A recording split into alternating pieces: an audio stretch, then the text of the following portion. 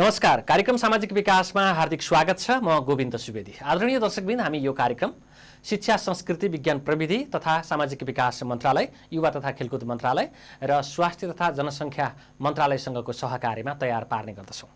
दर्शकबिन, यति बेला कोभिड-19 को संक्रमणको प्रभावलाई कसरी न्यूनीकरण गर्न सकिन्छ भनेर सरकार लागि परेको छ। स्वास्थ्य संस्थाहरू एकीकृत ढङ्गले लागि परेका छन्। गण्डकी प्रदेश स्वास्थ्य मन्त्रालय अन्तर्गतको गण्डकी प्रदेश स्वास्थ्य निर्देशनालयमा कोभिड-19 संक्रमण भएर घरमा होम आइसोलेसनमा बस्नुभएका लागि हेलो डाक्टर कार्यक्रम सञ्चालित छ र यसलाई अझ प्रभावकारिता ल्याउनका लागि नर्स र नर्सिङ क्याम्पसमा प्राध्यापन गर्ने प्राध्यापकहरूसँग अझ विशेष ढङ्गले एउटा अभिमुखीकरण गर्दै उहाँहरूलाई पनि यस कार्यमा परिचालन गर्ने ढङ्गले एउटा अभिमुखीकरण कार्यक्रम सम्पन्न भएको छ। आज हामी यो सन्दर्भमा कुराकानी गर्छौँ। आज हामी यो सन्दर्भको जानकारी प्रस्तुत गर्छौँ। साथसाथै यति बेला गण्डकी प्रदेश सरकार बजेट ल्याउने सन्दर्भमा छ। त्यसो त सबै प्रदेश सरकारहरूले त्यो दिन बजेट ल्याउनेछन् र यो बजेट ल्याउनका लागि यति बेला मन्त्रालयहरू कार्यक्रम निर्माण गरेर अर्थ मन्त्रालयमा पठाउने काम गरिसकेका छन्। गण्डकी प्रदेशको शिक्षा, संस्कृति, विज्ञान प्रविधि तथा सामाजिक विकास मन्त्रालय, त्यसैगरी युवा तथा खेलकुद मन्त्रालय र स्वास्थ्य तथा जनसङ्ख्या मन्त्रालयको तर्फबाट पनि कार्यक्रम निर्माण गर्ने काम भएको छ। त्यसैगरी सिलिङ अनुरूपको कार्यक्रमहरूलाई अर्थ मन्त्रालयमा पेश गर्ने काम भएको छ। कसरी काम भइरहेको छ, कसरी तयार पार्ने काम भयो र अबको प्राथमिकता के भन्ने सन्दर्भमा हामी यो मन्त्रालयहरूको सचिवको जिम्मेवारी सम्हाल्नुभएका सचिव विनोद कुमारसँग कुराकानी गर्दैछौँ। त्यसैगरी हामीले कोभिड-19 को संक्रमणलाई नियन्त्रणमा लिनका लागि गण्डकी प्रदेश सरकारको स्वास्थ्य तथा जनसङ्ख्या मन्त्रालय अन्तर्गत रहेको गण्डकी प्रदेश स्वास्थ्य निर्देशनालयले हेलो डाक्टर कार्यक्रम सञ्चालन गरेको छ।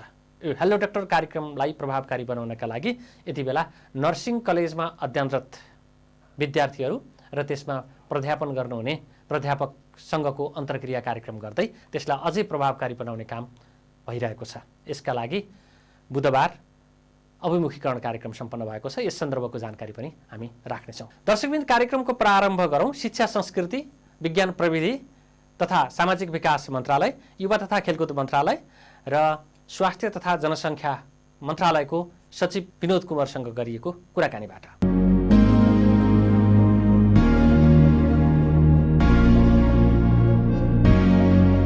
स्वागत छ। नमस्कार, धन्यवाद। अब एकदमै रसमा हुनुहुन्छ भन्नुपर्ने भयो होइन, किनकि यो बेला बजेट निर्माण गर्नुपर्ने, कार्यक्रमहरू तर्जुमा गर्नुपर्ने, सङ्कलन गरेर त सक्नुभयो के अरे प्राथमिकताको विषयहरू कस्तो छ तयार? अब निश्चित रूपमा एउटा आर्थिक वर्ष सकिन लागेपछि हजुर र अर्को आर्थिक वर्ष सुरु हुनुभन्दा अगाडि बजेट बनाउने कुराहरू हुन्छ। बजेटका विभिन्न चरण हुन्छन् र पछिल्लो समयमा हाम्रो यो पछिल्लो संविधान आइसकेपछि संविधानले नै सङ्घ सरकारको बजेट कहिले घोषणा हुने, प्रदेश सरकारको बजेट कहिले घोषणा हुने र स्थानीय सरकारको कहिले हुने भनेर चाहिँ डेट फिक्स गरिदिएको छ। सोही अनुसार प्रदेश सरकारले पनि लगभग बजेट निर्माणका चरण माघ फाउन्डदेखि नै सुरु गरिसक्यो र सो मुताबिक हामीले पनि माघ फाउन्डदेखि नै हाम्रा यो आर्थिक वर्षमा भएका काम कारबाहीहरूको मध्यावधि समीक्षा गर्ने र अर्को वर्ष त्योभन्दा अघिल्लो वर्षको चाहिँ वार्षिक समीक्षा गरेर यसको आधारमा कुन कार्यक्रम हटाउने, कुन कार्यक्रम थप्ने भन्ने कुराहरू निर्धारण हुन्छ। त्यसको साथसाथै अर्थ मन्त्रालयबाट एउटा हामीलाई बजेटको सिलिङ भनेर प्राप्त हुन्छ। योजना आयोग अर्थ मन्त्रालय भएर यसको निर्धारण गरिन्छ र केही कुराहरू हाम्रा संविधानका दस्तावेजहरू, हाम्रा आवधिक योजनाहरू र विगत वर्षका वार्षिक बजेटका दस्तावेजहरू यिनका आधारमा रहेर माघ फाउन्डदेखि नै बजेट निर्माणको चरण सुरु हुन्छ र अहिले हामीले हाम्रो मन्त्रालयको तर्फबाट बजेटहरू तयार गरेर अर्थ मन्त्रालयमा पठाइसकेको अवस्था हो। विगतमा एउटा मन्त्रालय, अहिले चाहिँ 3वटा मन्त्रालय भएको छ र 3वटै मन्त्रालयको सचिवको जिम्मेवारी यहाँले सम्हालिरहेको हिसाबले पनि अलिकति चाप बढी भयो। ठिकै छ। अब यो प्राथमिकताको सन्दर्भ यहाँले बताइहाल्नुभयो। समीक्षा गर्दा हामी चाहिँ कहाँनिर पुग्यौँ भन्ने पनि होला। चालु आर्थिक वर्षको बजेट कार्यान्वयनको सन्दर्भ कस्तो रह्यो? अब चालु आर्थिक वर्षको कार्यान्वयन गर्दाखेरि हामी गत आर्थिक वर्षकै माघ फाउनदेखि कोभिड-19 को प्रकोपमा परेको हो र गत वर्ष कोभिडकै को बिचमा रहेर बजेट आएको हो। के थियो भने यो साउन भदौ असोज लागेपछि यो बिस्तारै महत्तर होला भनेर त्यो किसिमका वार्षिक बजेट तथा कार्यक्रमहरू अगाडि सारिएको र हामी असोज कार्तिकसम्म मक्सिरसम्म आउँदाखेरि पनि हामी पहिलो लहरको कोभिडबाटै प्रभावित थियौँ र हामीले जसरी हामी फिल्ड लेभलसम्म गएर हाम्रा बजेटका कार्यान्वयन गर्ने कुराहरू हाम्रा बजेटले निर्देशन गरे अनुसारका कार्यक्रमहरूलाई कार्यान्वयन गर्नुपर्ने थियो त्यहाँ डिस्टर्ब केही न केही रूपमा भइरहेको थियो। बिचको 1-1.5 महिना अलिकति अब कोभिड-19 को प्रभाव कम हो कि भनेर चाहिँ मन्त्रालयहरू आफ्नो किसिमले वार्षिक बजेटहरूका कामहरूलाई कार्यान्वयन गर्ने जस्तो प्रशिक्षणका कामहरू थिए, तालिमका कामहरू थिए, विभिन्न संरचना निर्माणका कामहरू थिए। यी कामहरूलाई अलिकति स्पिड अप गरिरहेको बेलामा फेरि हामी फाउनको अन्तिम अथवा चैततिर आउँदा दोस्रो प्रभावमा आयौँ र वैशाखतिर लाग्दा त हामी एक किसिमले लकडाउनकै स्थितिमा गयौँ। यसले गर्दा असहज अवस्था हो यो, विशेष गरेर पुँजीगत खर्चहरू गर्नको लागि। अझ विशेष गरेर जहाँ मानिसहरू सहभागी भएर गर्ने तालिमका विषयहरू सम्पादन गर्नलाई निकै अप्ठ्यारो भयो। तर यो अप्ठ्यारोको बावजुद पनि फेरि पनि हामी के कुरामा अवस्था रह्यौँ भने कतिपय कार्यक्रमहरू हामीले प्रविधिको मार्फतबाट गर्ने कुराहरू, नीति निर्माण गर्ने कुराहरू, सुझाव सङ्कलन गर्ने विषयहरू, निर्माणका कुराहरूलाई त्यसरी अगाडि बढाउने कुराहरूमा त्यति धेरै निराशाजनक अवस्था छैन। जुन पार्टमा हामी ट्रेनिङको पाटो र जुन जनतासम्म गएर एडभोकेसी गरेर हामीले जुन चाहिँ लान पर्ने थियो, आम मासहरूसँग बसेर आम नागरिकहरूसँग बसेर लान पर्ने सचेतनामूलक कार्यक्रम र केही ट्रेनिङका कार्यक्रमहरू पछाडि परे पनि अरू कार्यक्रमहरू त्यस्तो चाहिने एकदमै चाहिँ निम्न स्तरको छैन। हामी राम्रै प्रगति गरेका छौँ। अब यो बिचमा मन्त्रालयहरू थपिए होइन, तिनका संरचनागत स्वरूपहरूले पूर्णता पाइरहेको अथवा पाइसकेको अवस्था देखिँदैन, त्यसलाई पूर्णता दिनुपर्ने छ होइन। साथसाथै अब कार्यक्रमहरूलाई अघिल्लै एउटा मन्त्रालयबाट हुने काम सम्पादन गर्ने कुराहरू फेरि 3वटा मन्त्रालय मार्फत सम्पादन गर्दाखेरिका केही झन्झटिला प्रक्रियाहरू पनि रह्यो होलान्, कसरी लिनुभयो यी कुरा? वास्तवमा सामाजिक विकास मन्त्रालय एउटा ठुलो मन्त्रालय, धेरै क्षेत्र भएको। हामी सङ्घीय सरकारको हेऱ्यौँ भने करिब 5वटा भन्दा बढी मन्त्रालयको जिम्मेवारी थियो। एकातिर यसरी चाहिँ धेरै कार्य जिम्मेवारीहरू रहेको, अर्को चाहिँ यो मन्त्रालयको आफ्नो चाहिँ तल चाहिँ जिल्लामा चाहिँ स्वास्थ्य र जनस्वास्थ्यका केही संरचनाहरू बाहेक अरू जस्तो महिला बालबालिका, ज्येष्ठ नागरिक, श्रम रोजगार, युवा खेलकुद यस्ता विषयका चाहिँ आफ्ना कार्यालयहरू नहुँदाखेरि यसका कतिपय कार्यक्रमहरू कठिनाइमा एउटा असहज थियो। र यही बिचमा अहिले 3टा मन्त्रालय, विशेष गरेर विगतको हाम्रो साबिकको सामाजिक विकास मन्त्रालयले गरिरहेका काम सम्पादन गर्ने गरेर अहिले 3टा मन्त्रालयहरू छन्। एउटा युवा तथा खेलकुद मन्त्रालय, अर्को स्वास्थ्य तथा जनसङ्ख्या मन्त्रालय, एउटा चाहिँ शिक्षा, संस्कृति, विज्ञान प्रविधि र सामाजिक विकास मन्त्रालय। यी 3टा मन्त्रालयहरूको चाहिँ रूपान्तरण भएका छन्। अब तपाईँले यो मन्त्रालय घोषणा भइसकेपछि अहिलेसम्म आउँदाखेरि हाम्रा कतिपय कुराहरू अलग अलग हिसाबले हामी साबिकको सामाजिक विकास मन्त्रालयमा रहेका युवा तथा खेलकुदका कार्यक्रमहरू अहिले हामीले युवा तथा खेलकुद मन्त्रालय मार्फत गरेका छौँ भने त्यतिखेर साबिकको सामाजिक विकास मन्त्रालयमा रहेका स्वास्थ्यका कार्यक्रमहरू अहिले स्वास्थ्य तथा जनसङ्ख्या मन्त्रालयकोबाट काम गरिरहेका छौँ र बाँकी कामहरू हामी शिक्षा, संस्कृति, विज्ञान तथा प्रविधि तथा सामाजिक विकास मन्त्रालयबाट काम गरेका छौँ। अब हामी स्टाफ लगभग उनै हौँ, हामी बाँडिएर काम गरेका छौँ, नयाँ थप केही आएको छैन। त्यसले गर्दा अलिकति चाहिँ यसलाई चाहिँ व्यवस्थापन हामीले गरेकै छौँ, यसलाई व्यवस्थापन गरेका छौँ। अब हामी यो असारसम्म पनि यसरी एकै ठाउँमा रहेर यसरी चाहिँ 3टै मन्त्रालयका काम व्यवस्थित मन्त्रालयकै नेतृत्वको प्रशासनिक नेतृत्वको हिसाबले पनि म एउटैले यी 3टा मन्त्रालयलाई संयोजन गरेको छु। अरू साथीहरू त्यसरी नै चाहिने जिम्मेवारीहरू हाम्रो बाँडफाँड भएको छ, त्यसरी नै गरेका छौँ। अब हामी यसलाई चाहिँ यो असारसम्म हामी यसका भौतिक संरचनाहरू अब जस्तो हाम्रो कुन मन्त्रालय कहाँ रहने भन्ने कुराहरूलाई यसलाई टुङ्गो गरिसकेपछि अब साउन 1 गतेदेखि हाम्रा 3टा मन्त्रालयका 3टै अख्तियारीहरू हुँदैछ। 3टै किसिमले हामी छुट्टै किसिमले अलग अलग संरचना भएर एक किसिमले पूर्ण रूपले अलग अलग भएर चाहिँ हामी कार्य सम्पादन बढाउँछौँ र यसलाई हामीले व्यवस्थापन गरेका छौँ। 5-6वटा यहाँले भने जस्तै केन्द्र सरकारले गर्ने 5-6वटा मन्त्रालयका काम सामाजिक विकास मन्त्रालयले गर्थ्यो होइन। अब यसका चाहिँ ठ्याक्कै नामअनुसारका काम हुने भए मन्त्रालयगत रूपमा हेऱ्यो होइन, 3वटा मन्त्रालय मार्फत संरचनागत रूपमा यसरी 3वटा मन्त्रालय हुनुको आशय चाहिँ अब 3वटा मन्त्रालय मार्फत काम हुँदाखेरि अझ छिटो छरितो होइन क्विक रेस्पोन्स गर्ने गरी जाने स्थिति आउन सक्ला। आगामी बजेट मार्फत जुन हामी काम गर्न खोज्दैछौँ, नीति कार्यक्रम तर्जुमा हुँदैछ, फाइनल रूपमा आउँदैछ, यहाँले पठाइसक्नु भएको छ, के हामी झलक अथवा छनक दिन सक्छौँ कि यस्ता यस्ता कार्यक्रमले प्राथमिकता पाउनेछन्? अब सम्मानित सदनमा माननीय अर्थमन्त्रीज्यूले गण्डकी प्रदेश सरकारका सिद्धान्त र प्राथमिकता के हुने भनेर घोषणा गरिसक्नु भएको छ। अब त्यही सिद्धान्त र प्राथमिकता अनुसार नीति तथा कार्यक्रम आउँछ र त्यही नीति तथा कार्यक्रम अनुसार बजेट बनियो। र अब तपाईँले भने जस्तै 3टा कहिलेकाहीँ धेरै विषयका क्षेत्रहरू एकै ठाउँ बनाउँदाखेरि कुनै एक क्षेत्र हावी भएर अरू क्षेत्र चाहिँ ओझेलमा पर्ने र त्यसले चाहिँ जति प्राथमिकता पाउनुपर्ने त्यो नपाउने जस्तो छ। जस्तो मानौँ यही मन्त्रालय एउटै हुँदाखेरि अब अहिले कोभिड-19 को प्रभाव छ, सबैको ध्यान स्वास्थ्यतिर केन्द्रित भयो भने त्योभन्दा बढी इस्यु चाहिँ सामाजिक विकासका क्षेत्रहरू, ज्येष्ठ नागरिकका विषयहरू, महिलाका विषयहरू, बालबालिकाका विषयहरू, अल्पसङ्ख्यकका विषयहरू, अपाङ्गता भएका विषयहरू, श्रम तथा रोजगार जस्ता महत्त्वपूर्ण विषयहरू चाहिँ ओझेलमा पर्न सक्थे। यसले गर्दा योमा के हो त भन्दा स्वास्थ्य फेरि कहिलेकाहीँ यी विषयहरू अघि मैले भनेका विषयहरूले अलिकति प्राथमिकता पाउँदा स्वास्थ्य जस्तो चाहिँ संवेदन विषयहरू पनि अगाडि जान सक्थ्यो। त्यो माथि आफैमा एउटा युवाका कुराहरू, खेलकुदका विषयहरू पनि यी आफैमा महत्त्वपूर्ण कुराहरू। कतिपय कुराहरू के हुन्छ भने यो सामाजिक विकास अथवा मानव संसाधन विकासको लागि यी अपरिहार्य मानिन्छ। यस्ता कुराहरू ओझेलमा पर्न सक्छन्। अब यसरी चाहिँ फरक फरक मन्त्रालय हुँदाखेरि आफ्ना आफ्ना विषय अनुसार यिनीहरूले विषयगत कामहरू अगाडि जाँदा बढी प्राथमिकीकरण हुन सक्ने गरी बढी विषयगत कुराहरू चाहिँ हुन सक्ने हुँदा यसले कार्य सम्पादनमा एक खालको सहज र सम्बन्धित विषयले त्यसले महत्त्व पाउने कुरा र त्यसले सम्पादन गर्ने कुरामा सहज बनाउँछ भन्ने मलाई लाग्छ। माननीयहरू, स्थानीय तहका जनप्रतिनिधिहरू होइन, उहाँहरू मार्फत आइरहेका प्राथमिकताका बजेटका सन्दर्भमा कति हामी चाहिँ चाहे अनुरूप लैजान सक्ने स्थिति छैन। कोभिड-19 को कारणले पनि बजेटको आकार घट्ने छ भनेर भनिएको छ होइन। त्यो हिसाबले हेर्दाखेरि त्यो अपेक्षा पुरा गर्ने गरी कति जान सक्ने भन्ने पनि होला। अपेक्षा कस्तो, हामीले चाहिँ दिन सक्ने कस्तो?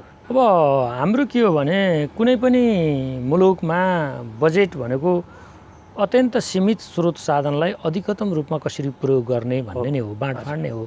कुनै पनि देशमा एक साथै पर्याप्त बजेट भएर रिसोर्सेस भएर बजेट बनाइँदैन।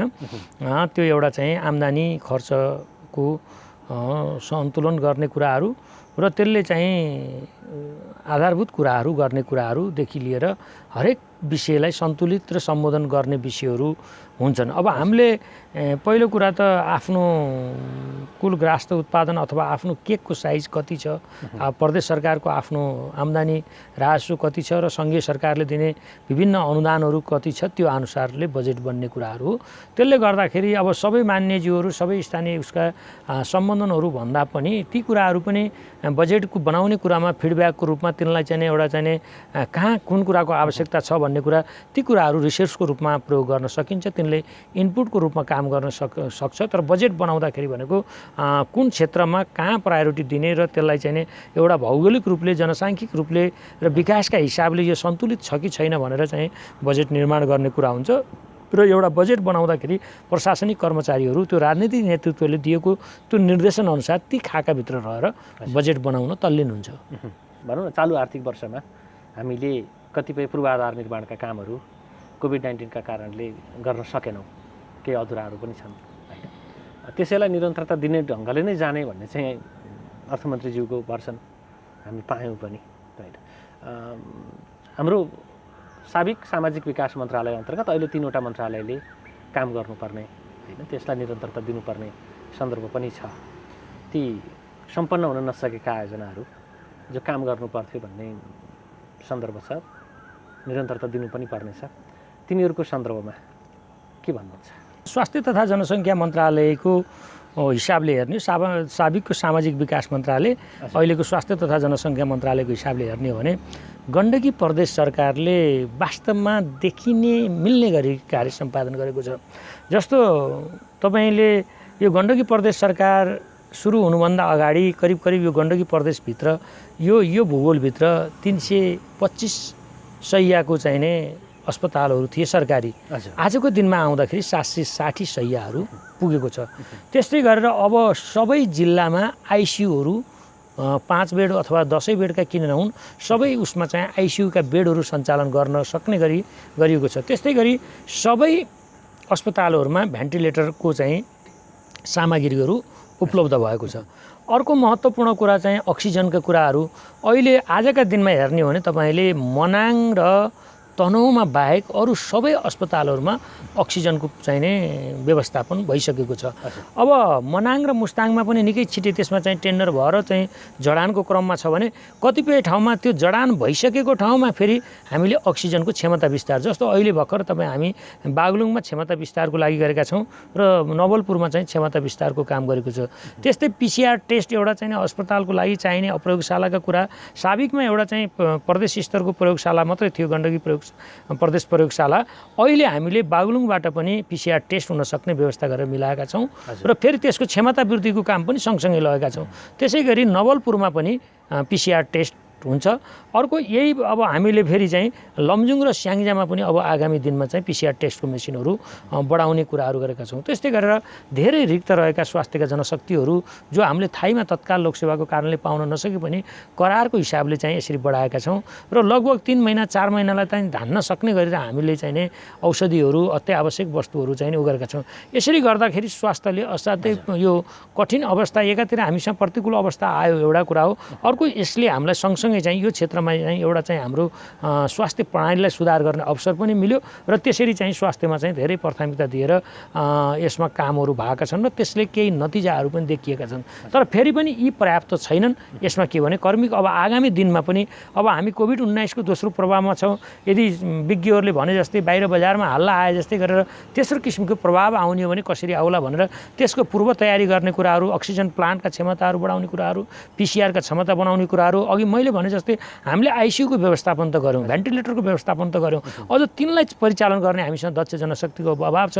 ती दक्ष जनशक्ति व्यवस्थापन गर्ने कुराहरूमा हाम्रो प्रदेश सरकारले चाहिँ ती कुराहरूमा प्राथमिकता राखेको जस्तो र त्यो कुरातिर निर्देशन भएको जस्तो मलाई लाग्छ स्वास्थ्यतिर पाटो हेर्दाखेरि। अर्को युवा तथा खेलकुदतिर हेर्दाखेरि तपाईँको विभिन्न रङ्गशालाहरू, जस्तो एक पालिका एक रङ्गशाला भन्ने नीतिहरू खेलकुदबाट एउटा स्वास्थ्य जीवन रहनको लागि यो कस्तो हुन्छ भने एक अर्कासँग असाध्यै अन्तर सम्बन्धित हुन्छ। जस्तो मान्छेले हेर्दाखेरि खेलकुदको ग्राउन्ड किन चाहिन्छ सामान्य हेर्दा भन्दा, तर त्यो खेलकुदको खेलले बानीले उसलाई चाहिँ स्वास्थ्यमा सुधार गर्छ हैन। त्यो भएको हुनाले खेलकुदमा लगानी गर्ने कुराहरू, अन्तर्राष्ट्रिय क्रिकेट रङ्गशालादेखि लिएर तपाईँको चाहिँ मुस्ताङको उच्च भागमा चाहिँ रङ्गशाला बनाउनेदेखि स्टेडियम बनाउनेदेखि लिएर विभिन्न गल्फ कोर्स बनाउनेदेखि लिएर असाध्यै सुव्यवस्थित योजनाहरू सारेको छ। त्यसमा थोरै विडम्बना के भएको छ भने प्रदेश सरकारको आफ्नै जमिन नभएका कारणले जुन जमिनहरू छ जो चाहिँ केन्द्र सरकार सङ्घीय सरकारबाट प्राप्त गर्दाखेरि केही ढिला भएको कारणले हाम्रा केही चाहिने महत्त्वका प्रदेशका महत्त्वका प्राथमिकताका प्राप्त केही खेल मैदानहरू बन्न सकेका छैनन्। कतिपयमा हाम्रा डिपिआरका कामहरू अगाडि बढेका छन्। अब नयाँ फेरि छुट्टै अब युवा तथा खेलकुद मन्त्रालय बनिसकेपछि ती जग्गा प्राप्तिदेखि लिएर अब ती अधुरा कामहरूलाई पुरा गर्ने कुराहरूदेखि लिएर अनि खेलकुदलाई युवालाई सँगसँगै कसरी परिचालन गर्न सकिन्छ भन्ने कुरामा हाम्रा आगामी युवा तथा खेलकुद मन्त्रालयका उहरू हुन्छन् र खेलकुदलाई साँच्चै नै कसरी चाहिँ हाम्रा युवाहरूलाई जो खेलपट्टि आकर्षण गराउने एउटा पाटो हुन्छ। एउटा खेलपट्टि आकर्षण गराइसकेपछि उनीहरूले चाहिँ त्यसमा जीवनवृत्ति कसरी गर्न सक्छन्, म साँच्चै खेलेर पनि मैले मेरो जीवनवृत्ति निर्वाह हुन्छ भनेर एस्योरेन्स कसरी गराउने भन्ने कुरामा प्रदेश सरकारको ध्यान गएको जस्तो लाग्छ र हामीलाई माननीय मन्त्रीज्यूहरू माननीय मुख्यमन्त्रीहरूले निर्देशन दिँदाखेरि त्यो किसिमले अब आगामी बजेटहरू बनाउनुपर्छ भनेर हामीलाई निर्देशन दिएका ती कुराहरू आएका छन्। अब अर्को तपाईँले भने जस्तै शिक्षा संस्कृति विज्ञान प्रविधि र सामाजिक विकास मन्त्रालयमा पनि धेरै काम छ। गण्डकी प्रदेश सरकारले एउटा राम्रो ठुलो भिजन राखेको छ। हेर्नुहोस् यसको भिजन मैले कस्तो देख्छु भने म करिब 4-5 महिनादेखि यो गण्डकी प्रदेश सरकारमा यो विषयहरू यो मन्त्रालयको मैले प्रशासनिक नेतृत्व सम्हालिरहँदाखेरि एकातिर गण्डकी प्रदेश सरकारले एकदमै अन्तर्राष्ट्रिय स्तरमै चाहिने प्रतिस्पर्धा गर्न सक्ने गरी त्यो किसिमको जनशक्ति उत्पादन गर्ने यो प्रदेशको लागि मात्रै नभएर नेपाल देशकै लागि र भोलि अन्तर्राष्ट्रिय रूपमा पनि आएर आएर चाहिँ अध्ययन अध्यापन गर्न सक्ने र यहाँबाट बाहिर पनि जान सक्ने गरी एउटा गण्डकी विश्वविद्यालय भनेर परिकल्पना गरेको छ, जसले एउटा चाहिँ 500 अस्पतालको चाहिँ हस्पिटलको चाहिँ कल्पना गरेको छ। त्यसमा चाहिँ 500 बेडको, अर्को चाहिँ त्यसमा विभिन्न विशेषज्ञ सेवाहरूको चाहिँ परिकल्पना गरेर त्यसरी गण्डकी विश्वविद्यालय चाहिँ स्थापना गरेको छ र त्यसले आफ्ना कामहरू अगाडि बढाइसकेको छ। अर्को सँगसँगै मध्यम स्तरको एउटा चाहिँ GIT भनेर चाहिँ गण्डकी प्राविधिक प्रशिक्षण तालिम केन्द्र भनेर चाहिँ परिकल्पना गरिएको छ। यसले चाहिँ बजारले खोजेको जनशक्ति कस्तो हो, हाम्रा उद्यम व्यवसायीहरूलाई कस्तो जनशक्ति आवश्यक परेको, हाम्रा कृषकहरूलाई कस्तो हुन्छ, अथवा मस्ताङमा कस्तो जनशक्ति चाहिन्छ, नवलपुरमा कस्तो जनशक्ति चाहिन्छ र हाम्रा उद्यमी व्यवसायीहरूलाई कस्तो जनशक्ति, त्यो बजारको मागको आधारमा मध्यम स्तरको चाहिँ जनशक्ति उत्पादन गर्ने लक्ष्यका साथ त्यो व्यावसायिक प्रतिष्ठानहरू भएको छ।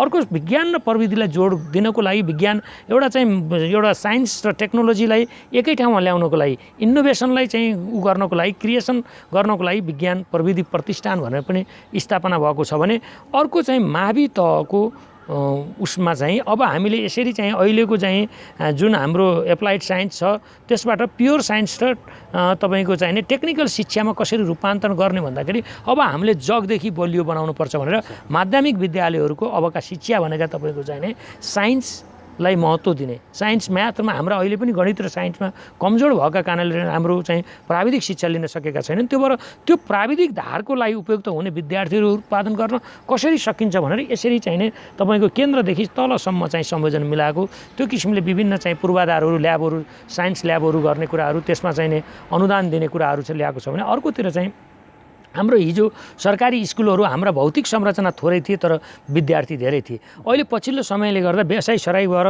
सदरमुकाम केन्द्रित चाहिँ जनसङ्ख्या भयो, गाउँमा हामीले चाहिँ कुनै न कुनै रूपमा पूर्वाधारहरूको विकास गऱ्यौँ। अहिले पूर्वाधार जुन किसिमले पूर्वाधार बनेको छ त्यो किसिमले चाहिँ विद्यार्थी छैनन्। अब यी पूर्वाधार भएर मात्रै भएन, त्यहाँ विद्यार्थी चाहियो, त्यहाँ गुणस्तरीय शिक्षा चाहियो। त्यही भएर यी विद्यालयलाई कसरी मर्ज गर्न सकिन्छ भनेर ठुला विद्यालयहरूको चाहिँ आएको छ भने अरू चाहिँ अपाङ्गता भएका कुराहरू, ज्येष्ठ नागरिकलाई सहयोग गर्ने कुरा, दिवा सेवा केन्द्रहरूलाई गर्ने कुराहरू, लैङ्गिक हिंसा प्रकारलाई पुनर्स्थापना गर्ने भनेर एउटा चाहिँ प्रदेश सरकारले दीर्घकालीन पुनर्स्थापना केन्द्रको चाहिँ कन्सेप्ट अगाडि आएको छ। मलाई लाग्छ यसरी सामाजिक विकासमा शिक्षा र विज्ञान प्रविधिमा पनि यो प्रदेश सरकारले यथेष्ट ध्यान दिएर त्यो किसिमको चाहिँ एउटा सुव्यवस्थित योजनाका साथ अगाडि बढेको मैले पाएको छु। प्रष्ट खाका तस्बिर चाहिँ अबको नीति कार्यक्रम बजेटमा चाहिँ पाइनेछ। हामीले एकचोटि हामीलाई फुर्सद छ अथवा कसैले भने पनि यो प्रदेश गण्डकी प्रदेश सरकारको आवधिक योजना हेर्ने हो भने गण्डकी प्रदेश सरकार अब कता कुन क्षेत्रमा, कृषिका क्षेत्रमा, वनका क्षेत्रमा, पर्यटनका क्षेत्रमा, शिक्षाका क्षेत्रमा, स्वास्थ्यका क्षेत्रमा, कृषिका क्षेत्रमा अथवा कुन क्षेत्रमा कसरी कहाँ बढ्न खोजेको छ, यसको गन्तव्य के हो भन्ने कुरा एउटा चाहिँ राम्रो दस्तावेज बनेको छ र त्यो दस्तावेज अनुसार नै हाम्रा वार्षिक बजेट तथा कार्यक्रमले त्यसलाई फलोअप गरेका छन्। त्यही अनुसार नै अगाडि बढेका छन्। जग्गा प्राप्तिको विषय अलि पेचिलो बनिदियो हाम्रो प्रदेशमा, हजुर हैन, जो चाहिँ धेरै धनराशि ती आयोजनाहरूमा खर्च गर्नुपर्ने थियो जसका कारणले हुन सकेन भन्ने स्थितिमा पुग्यो, हैन। त्यसलाई हामी कम्प्लिट गर्छौँ भन्ने खालको एउटा प्रतिबद्धता यहाँहरू मार्फत व्यक्त त छ नै। यद्यपि जुन जुन ठाउँमा ती संरचनाहरू बन्दैछन् त्यहाँका नागरिकहरूमा भने गत साल पनि यो कार्यक्रममा आएकै थियो, अहिले पनि आउला अथवा फेरि नआउने हो कि भन्ने चिन्ता पनि हुनसक्छ, है। के भन्नुहुन्छ उहाँहरूलाई? अब त्यसमा मैले सबैलाई आशावादी हुनको लागि पनि गर्छु। जस्तो हाम्रो सङ्क्रमण तथा सरुवा रोगको हाम्रो धेरै कामहरू अगाडि बढिसकेको छ, त्यहाँ पनि हामीले जनता उपयोग गरिसकेका छौँ। तपाईँको अन्तर्राष्ट्रिय क्रिकेट मैदानको लागि पनि चाहिँ हामीले जग्गा प्राप्तिका कुरा सकिसकेका छन्। जस्तो मुस्ताङमा हामीलाई के समस्या छ भने हामीले त्यहाँ एउटा चाहिँ हाई अल्टिच्युडको चाहिँ स्टेडियम बनाउनको लागि थियो, त्यहाँ चाहिँ मुस्ताङ जिल्लाकै जमिन चाहिँ त्यो चाहिँ नापी नभएको कि त्यस्तै के समस्या थियो। अहिले क्याबिनेट निर्णय गरेर त्यो चाहिँ गएको छ। कतिपय हाम्रा कुराहरू अब चाहिँ केन्द्रीय सरकारबाट चाहिँ नै टुङ्ग्याएर कतिपय कुराहरू नापीका प्रोसेसमा गएका। मलाई लाग्छ अब आउने वर्षमा चाहिँ अहिले यो वर्षमा अथवा योभन्दा विगतका वर्षमा हामीलाई जुन समस्या थिए अब ती लगभग अब जग्गा प्राप्तिका कुराहरू पनि केन्द्रले पनि कसरी दिने भन्ने कुरा अलमलका कुरा थिए। हामीले पनि के डकुमेन्ट जुटाउने भन्ने कुराहरू अलमल थिए। अब हामीले डकुमेन्ट जुटाउने र यहाँ निर्णय गरेर पठाउने कुराहरूको पनि क्लियर छ। केन्द्रले पनि पठाउने कुरा भएको हुनाले अब आगामी दिनमा हिजोको जस्तो असहज हुँदैन। ती कुराहरू रोकिएका कामहरू अब सहजै अगाडि बढ्छन्। अबको यात्रा दौडने गरी हामी जाँदैछौँ अथवा चाहिँ होइन अझै पनि केही छन् है, केही कर्मचारीहरूको अपुग अझै पनि छ, है, मन्त्रालयका संरचनाहरू अझै पनि हामी नयाँ ढङ्गले जाने स्थिति छ भन्ने ठाउँमा छौँ? गण्डकी प्रदेश अथवा कुनै पनि प्रदेश यो हाम्रो आफैमा सङ्घीयतामा गइसकेपछि हामी 3टा संरचनामा गइसकेपछि हिजो केन्द्रीय सरकार सङ्घीय सरकारको आफ्नो संरचना थियो, स्थानीय सरकारको पनि आफ्नो संरचना थियो, तर प्रदेशको आफ्नो संरचना थिएन। आज 3 वर्षसम्म आउँदाखेरि नीतिगत रूपले कानुनगत रूपले यो स्ट्रङ हुँदैसक्यो र अरू संरचनागत हिसाबले पनि यो धेरै स्ट्रङ हुन सक्यो। अब कहीँ तपाईँको हाम्रो लोकसेवा आयोग अलि ढिलो बनेका कारणले जनशक्तिका थोरै समस्या छन्। अब लोकसेवा आयोगले पूर्णता पाएको छ, एक किसिमले हाम्रा नीति बनिसकेका छन्, संरचना तयार भएका छन्। अब त्यसमा काम गर्ने जनशक्तिहरू पनि अब पदपूर्ति हुने क्रम बढ्दै साथ यो एक किसिमले अब लगभग अब यो पूर्णताको दिशातिर अगाडि बढेको छ। समयको अन्त्यमा कोभिड-19 को बिचबाटै आउँदै गरेको कार्यक्रम नीति होइन बजेटलाई छोएर के भन्नुहुन्छ प्रदेशवासीलाई? अब मैले फेरि पनि सबैमा के आग्रह गर्छु भने गण्डकी प्रदेश सरकार स्वास्थ्य तथा जनसङ्ख्या मन्त्रालयले धेरै प्रयत्नहरू कोभिड रोकथामको लागि धेरै चाहिने उपचारात्मक कुराहरू प्रवर्धनात्मक कुराहरू गरेको छ। ती गर्दा गर्दै पनि पर्याप्त छैनन्। यसर्थ अहिले भनेको हामी आफू जोगिने र जोगाउने कुरा हो। सबै नागरिकहरू घरमा सुरक्षित बसेर सकेसम्म सुरक्षित बसेर चाहिँ जोगिनुहोस् भन्ने कुरा मेरो आग्रह गर्छु। अर्को तपाईँहरू घरमा जो बिमारी भइसकेपछि घरमा आइसोलेसनमा बस्नु भएको छ, तपाईँहरूले आफ्नो स्वास्थ्यको ख्याल गरेर आफूलाई यदि ज्वरो आएको छ, खोकी आएको छ, जिउ दुखाइ छ, कुनै पनि विभिन्न मिडियाबाट आइरहेका सङ्केतहरू आएका छन् भने तपाईँहरू जति सक्दो छिटो चाहिँ स्वास्थ्य चिकित्सकको सल्लाह लिनुहोस्। हामीले 1092 भनेर हेलो डक्टर भनेर प्रयोगमा ल्याएका छौँ, त्यसलाई प्रयोगमा ल्याइदिनुहोस्। हाम्रा स्थानीय निकायका स्वास्थ्य चौकीमा सम्पर्क गरिदिनुहोस्। र आजैदेखि हामीले के पनि गरेका छौँ भने हाम्रा अहिले करिब गण्डकी प्रदेशमा 8000 कोभिड प्रभावितहरू आइसोलेसनमा हुनुहुन्छ। अब उहाँहरूको लागि आज हामीले चाहिँ पोखरा नर्सिङ क्याम्पससँग एउटा चाहिँ एक खालको चाहिँ नि उहाँहरूसँग सम्झौता गरेर त्यहाँका डिप्लोमाले पढ्ने र मास्टर डिग्रीमा पढ्ने जो चाहिँ अलरेडी जागिर गरेर पनि त्यहाँ पढ्न आएका विद्यार्थी छन्, एक किसिमको ट्रेन मेन पावरै हो। उनीहरूले अब चाहिँ नि हामी उनीहरूलाई चाहिँ नि एक दिनको आज तालिम दियौँ।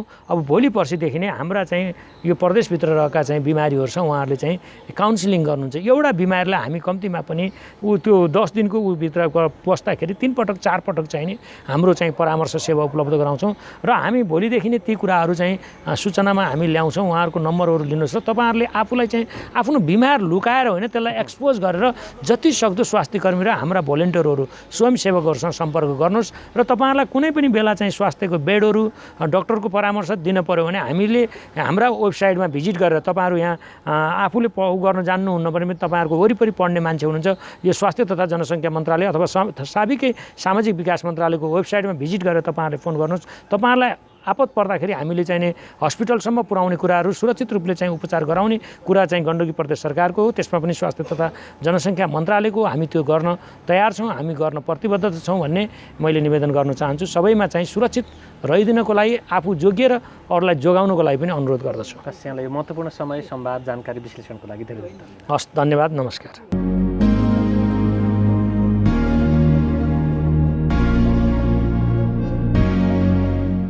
दर्शकवृन्द, शिक्षा संस्कृति विज्ञान प्रविधि तथा सामाजिक विकास मन्त्रालय, युवा तथा खेलकुद मन्त्रालय र स्वास्थ्य तथा जनसङ्ख्या मन्त्रालयका सचिव विनोद कुँवरसँग गरिएको कुराकानी तपाईँले हेरिसक्नु भएको छ।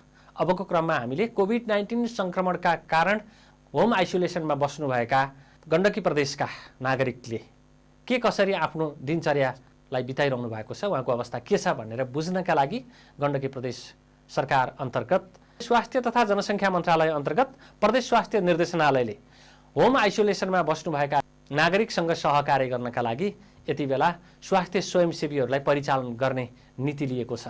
नर्सिङ कलेज पढ्दै गरेका विद्यार्थी र ती कलेजमा प्राध्यापन गरिरहनुभएका प्राध्यापकहरूसँग सहकार्य गर्दै यो कार्यक्रम अगाडि बढाइँदैछ। त्यसका लागि बुधबार मात्रै अभिमुखीकरण कार्यक्रम भएको छ। यो कार्यक्रमको सन्दर्भको जानकारी अब हामी प्रस्तुत गर्दैछौँ।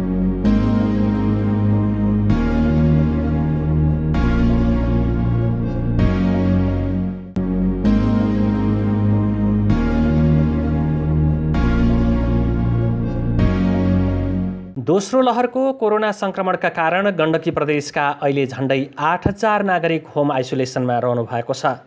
यसरी होम आइसोलेसनमा बस्नुभएकाहरूको अवस्था, उहाँहरूको मनोविज्ञान र गर्नुपर्ने उपचारका बारेमा अन्यल नहोस् भनेर प्रदेश सरकार स्वास्थ्य तथा जनसङ्ख्या मन्त्रालय अन्तर्गतको प्रदेश स्वास्थ्य निर्देशनालयले हेलो डक्टर लगायतका कार्यक्रम गरिरहेको छ। त्यसैगरी अहिले स्थानीय तहसम्मै पुगेर स्वाब सङ्कलन गर्ने र अवस्था बुझ्ने काम पनि भइरहेको छ। प्रदेश स्वास्थ्य निर्देशनालयले मनोसामाजिक परामर्शदातासहित विशेषज्ञ डाक्टरको व्यवस्था हेलो डाक्टर कार्यक्रममा गरेको छ।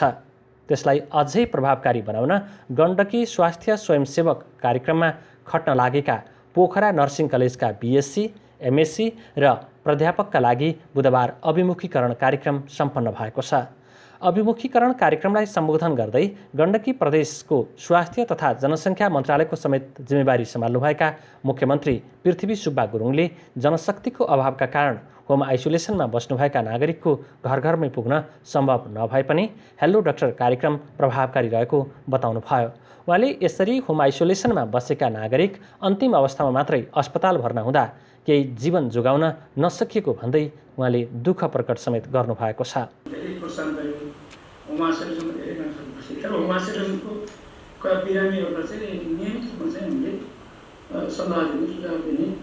उनीहरूसँग सम्पर्क गर्ने उनीहरूको स्वास्थ्य परिस्थितिबारे बुझ्ने जनशक्तिको व्यवस्थापनको अभाव यति पनि हामीले हेलो डाक्टर कार्यक्रम सञ्चालन गरिरहेकै छौँ, अरू कार्यक्रमहरू पनि सञ्चालन गरिरहेकै छौँ। अन्त भन्दा हामीले व्यवस्थापन नगरेको छ भने दावा गरिरहँदाखेरि पनि होम आइसोलेसनमा बस्नेहरूको सूचित रूपमा चाहिँ उपचारको प्रबन्ध या उनीहरूलाई चाहिँ जब यो अभियानमा हामीले सूचित गर्ने काम चाहिँ गर्न सकेका छन्। या मनोसामाजिक चिकित्सकका परामर्शको कुरा होला, या उनीहरूको चाहिँ स्वास्थ्य स्थिति बुझ्ने कुरा होला, या उनीहरूलाई चाहिँ तुरन्त अस्पताल जानुपर्छ भन्ने कुरा अहिले इत्यादि उनीहरूले अपनाउनु पर्ने सबै चिजको प्रोटोकलको कुराहरू बारे पनि हामीले सूचित रूपमा गर्न सकेका थियौँ। त्यो कारणले पनि यो बढी भएको मान्छेहरू चाहिँ तपाईँको सास फेर्न गाह्रो हुँदाखेरि 7-8 दिन घरमा बसिरहेको चाहिँ र त्यो आखिरी पद्धतिमा चाहिँ अस्पतालमा पुगेर हामीले बचाउन नसकेको थियो भने पनि हाम्रो मोर्टालिटी रेट बढेको भने चाहिँ हामीले बुझेको एउटा कुरा। अर्को कुरा चाहिँ हाम्रो समस्या गर्दाखेरि के कुरा भयो भने गण्डकी प्रदेशमा अरू धेरै चाहिँ अहिले हाम्रो चाहिँ विद्यमान परिस्थितिमा राम्रो प्रबन्ध गर्दा गर्दै पनि राम्रो म्यानेजमेन्ट गर्दा गर्दै पनि सबै सरकारी निजी क्षेत्रका अस्पतालहरू या चाहिँ स्वास्थ्य कर्मीहरू या व्यवस्थापकहरू सबै राम्रो व्यवस्थापन गर्दाखेरि पनि यो क्रिटिकल ट्रिटमेन्टको चाहिँ क्वालिटीको चाहिँ कुरा भन्नु धेरै कमजोर रहेछ। यो क्रिटिकल ट्रिटमेन्टको कुरा चाहिँ क्वालिटीको कुरा चाहिँ एउटा जनशक्ति अभावको कुरा, कतिपय ठाउँमा इक्विपमेन्टको अभावको कुरा, कतिपय इक्विपमेन्ट हुँदाखेरि पनि जनशक्ति नभएको परिचालन हुन नसकेको कुराहरू हाम्रो यहाँ गएको निजी अस्पतालहरू पनि त्यो कुराको चाहिँ धेरै अभाव देखियो। यहाँ हामीले चाहिँ सञ्चालन गरेको चाहिँ गण्डकी या चाहिँ तपाईँको सोह्रौँ अस्पताल या अरू अस्पताल चाहिँ हुन्छ सरकारी, ती सरकारी अस्पतालहरूमा पनि त्यो क्रिटिकल ट्रिटमेन्टको चाहिँ व्यवस्थापनमा चाहिँ हाम्रो जेसुकै होस्, जनशक्तिको अभाव होस् या इक्विपमेन्टको अभाव होस् या चाहिँ अरू अभाव होस्, त्यो अभावले गर्दाखेरि म्यानेजमेन्टको चाहिँ कमजोरी कुरा त्यो अभाव गर्दाखेरि हाम्रो मोर्टालिटी बढेको हुन्छ। आइसोलेसनमा बसेका नागरिकको अवस्थाका बारेमा समयमै जानकारी लिने र आवश्यक सल्लाह दिन स्वास्थ्य स्वयंसेवकको भूमिका महत्त्वपूर्ण हुने उहाँले बताउनुभयो। कार्यक्रमको उद्देश्यको बारेमा स्वास्थ्य निर्देशनालयका निर्देशक डाक्टर विनोद बिन्दु शर्माले प्रस्तुति राख्नु भएको थियो। बिरामीहरूलाई घरको अवस्थामा बसेको बेलामा उहाँको स्वास्थ्यको अवस्था के छ भन्ने यकिन गर्नको लागि हामीले एउटा संरचना स्थापना गरिसकेको थियौँ, जुन हेलो डाक्टर भनेर चाहिँ हामीले स्थापना गरेको थियौँ। त्यहाँ अहिले हाम्रो हेलो डाक्टर प्रोग्राम चाहिँ 24/7 24 घन्टा 7 दिन चल्छ र त्यसमा चाहिँ एकजना कन्सल्टेन्ट डाक्टरले लिड गर्नुहुन्छ भने 5 जना मेडिकल अफिसरहरूले चाहिँ 24 घन्टा हेर्नुहुन्छ र कल रिसिभ गर्नुहुन्छ र बिरामीलाई 3वटा क्याटेगोरीमा चाहिँ सल्लाह दिनुहुन्छ। एउटा नआत्तिकिन घरमा बस्नुहोस्, तपाईँको अवस्था चिन्ताजनक छैन, तपाईँ ढुक्क भएर बस्नुहोस् भन्नुहुन्छ। दोस्रो, बिरामीहरूको अवस्था अलिकति यो खतरामा जान सक्ने अवस्था छ भने तपाईँले अलिक ख्याल गर्नुपर्छ र चाहिँ केही हुँदासाथ 1092 फोन गर्नुहोस् भनेर सल्लाह दिनुहुन्छ भनेदेखि। तेस्रो, तपाईँको अवस्था अहिले घरमा बस्ने अवस्था छैन, तपाईँ तुरुन्त हस्पिटलमा जानुपर्छ र तपाईँ हस्पिटलमा यो हस्पिटलमा जानुहोस्, तपाईँले यो व्यक्तिलाई सम्पर्क गर्नुहोस् भनेर चाहिँ उहाँले यो हस्पिटलमा जानुहोस् भन्नुहुन्छ र अनि त्यही हेलो डाक्टरको डाक्टरले चाहिँ सम्बन्धित हस्पिटलको चाहिँ फोकल पोइन्टको डाक्टरलाई पनि सम्पर्क गर्नुहुन्छ। एउटा काम हामीले गरिराखेको थियौँ भने थप अहिले यो 5 जनाको टिमले मात्रै 8000 भन्दा बढी होम आइसोलेसनमा बसेको बिरामीलाई चाहिँ फलोअप गर्न सम्भव भएन। त्यही भएर हामीले पोखरा नर्सिङ क्याम्पससँग सहकार्य गरेर यहाँ ब्याचलर पढ्दै गरेको चाहिँ ग्रेजुएट्सहरू र नर्सिङ मास्टर्स पढ्दै गरेको चाहिँ विद्यार्थीहरूलाई हामीले सहकार्य गरेर यहाँको विद्यार्थीहरू, यहाँको टिचरहरू, हेड अफ डिपार्टमेन्टहरू र यहाँको नर्सिङ प्रमुख आफै सहितको 125जनाको टिमलाई हामीले चाहिँ एउटा भोलिन्टियरको टिम बनाएर चाहिँ उहाँले प्रत्येक दिन अब बिरामीहरूलाई फोन गर्नुहुन्छ।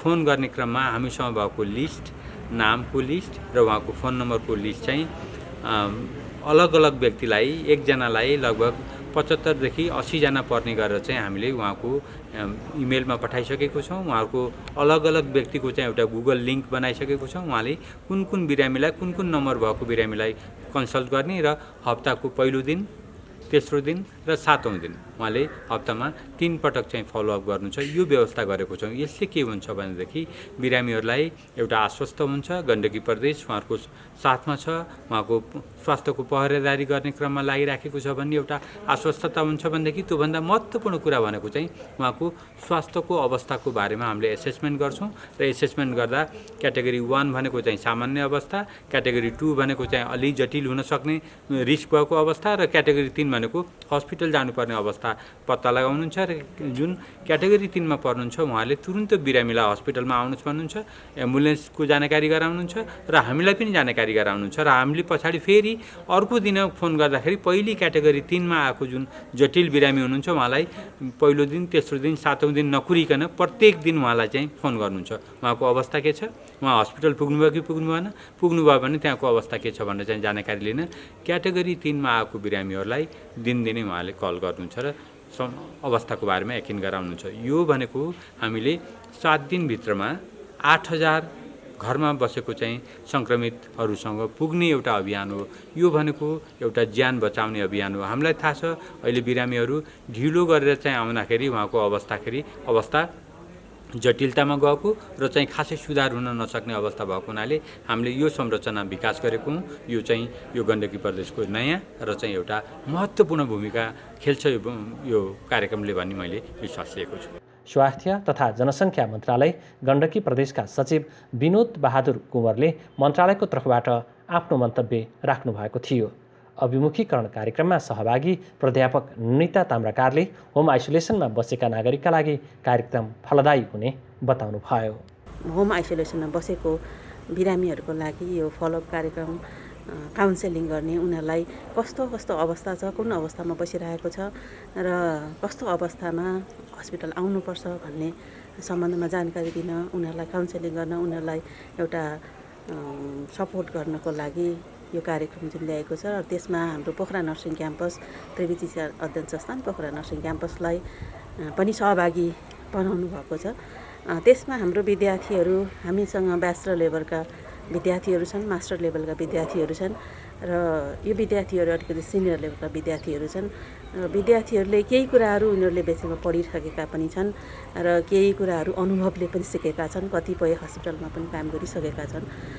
त्यसैले गर्दाखेरि उनीहरूले पक्कै पनि यो बिरामीहरूलाई केही न केही उनीहरूको मनोसामाजिक अवस्थालाई निराकरण गर्न, उनीहरूको समस्यालाई निराकरण गर्न र समयमै सम्बन्धित हस्पिटल अथवा सम्बन्धित ठाउँमा उनीहरूलाई रिफर गर्नको लागि उनीहरूले सक्नेछन्, सक्षम हुनेछन् र यो मृत्युदरमा केही कमी ल्याउनको लागि, कम गर्नको लागि राम्रो एउटा उद्देश्य चाहिँ त्यो कम गर्ने उद्देश्यमा चाहिँ परिपूर्ति गर्नेछन् भन्ने आशा राखेको छु।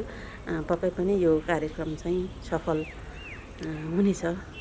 कतिजना खट्नुहुन्छ र खास गरी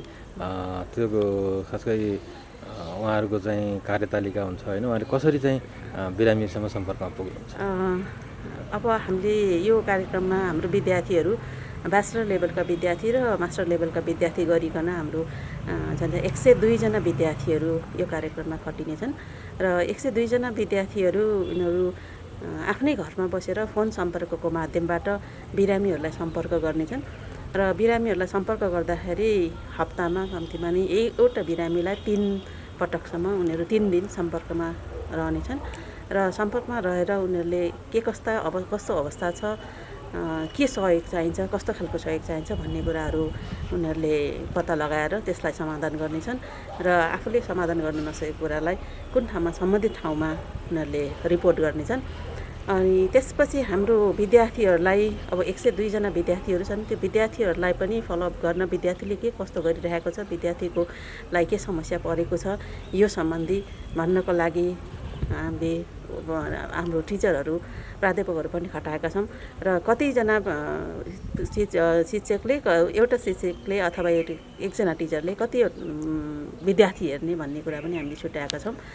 त्यसमा एकजना टिचरले लगभग 6 जनादेखि 7 जना विद्यार्थीहरूलाई हेर्छन् र विद्यार्थीहरूको समस्या कुनै बेला कुनै समस्या आएको छ कि उनीहरूलाई काउन्सेलिङ गर्नको लागि उनीहरूले बिरामीलाई सेवा गर्नको बेलामा कुनै त्यस्तो समस्या अथवा नयाँ कुराहरू केही भन्नुपर्ने छ भने टिचर मार्फत टिचरले उनीहरूलाई गाइड गर्नेछ र त्यो टिचरलाई पनि फेरि हाम्रो विभागीय प्रमुखहरू 4 जना विभागीय प्रमुखहरू हुनुहुन्छ।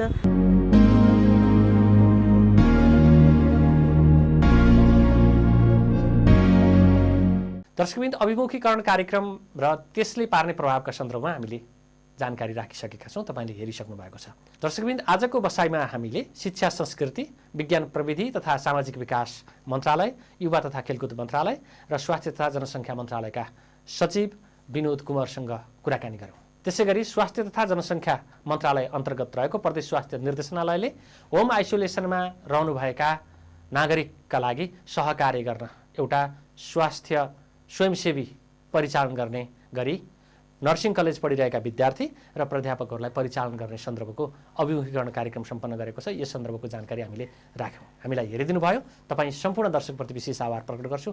आगामी हप्ता आज चाहिँ फेरि हामी उपस्थित हुनेछौँ। त्यतिन्जेलसम्मका लागि बिदा दिनुहोस्। नमस्कार।